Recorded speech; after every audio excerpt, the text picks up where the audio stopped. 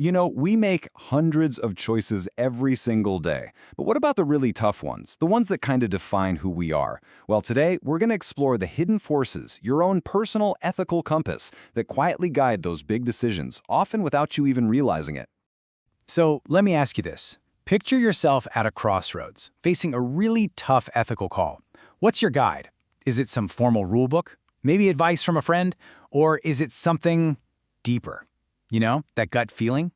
Because the truth is, the answer is so often shaped by the sum of your experiences, your background, basically by who you are. These individual factors play a massive, massive role in the choices we end up making.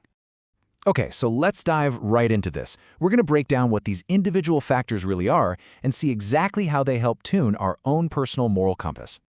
So, what are we actually talking about here? When we say individual factors, we're talking about those personal characteristics, things like your gender, your age, your work experience, that really shape how you tackle an ethical problem. Think of them as one key piece in the much bigger puzzle of how we make ethical decisions. All right, let's start with the big one. It's a question researchers have been looking at for years. When it comes down to ethics, do men and women really approach things differently? Well, the research here is actually pretty complex. You're not going to find one simple answer. But when we do see clear differences pop up, studies often show that women tend to be more sensitive in spotting a potential ethical issue in the first place, and they also tend to have a lower tolerance for unethical behavior in general. But why? Why would those differences exist? Well, the research suggests it could be because of totally different starting points. For example, women might be more likely to lean on the context of relationships, asking, how is this going to affect the people involved? While men might lean more on abstract principles, asking, what's the most just or fair rule to apply here? And believe me, this isn't just theory.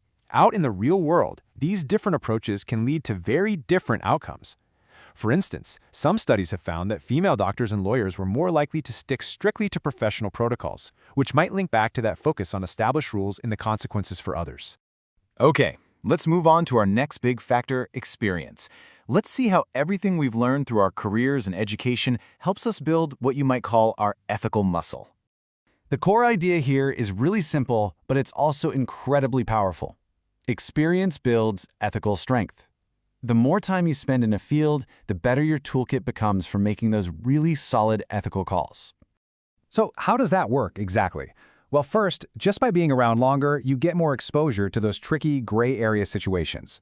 Then, over time, that familiarity leads you to spend more time really thinking through all the alternatives. And the result? You just make better, more thought-out decisions when it really matters. Now, just to be clear, when we say work experience, we mean the amount of time you spent in a specific industry or role. And here's what's really fascinating. While that hands-on experience is absolutely key, the type of formal education you have, whether it's a business degree or a liberal arts degree, doesn't seem to be a major factor in workplace ethics.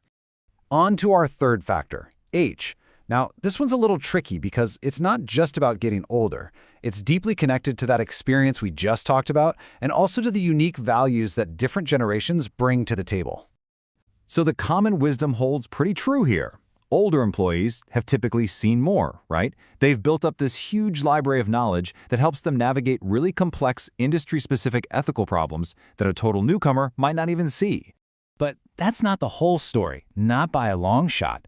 As new generations step into the workforce, they bring a whole new set of ethical priorities with them that can totally reshape a company's culture from the ground up. I mean, just look at Gen Z. For them, a company's ethics and its social impact, that's not just a nice to have. It's the single most important factor for them.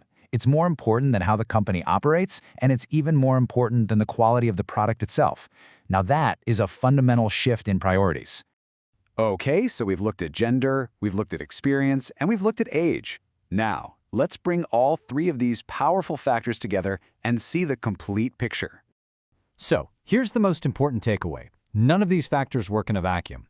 Your gender might inform your ethical starting point, your experience sharpens your decision-making, and your age reflects both a deep well of knowledge and specific generational values.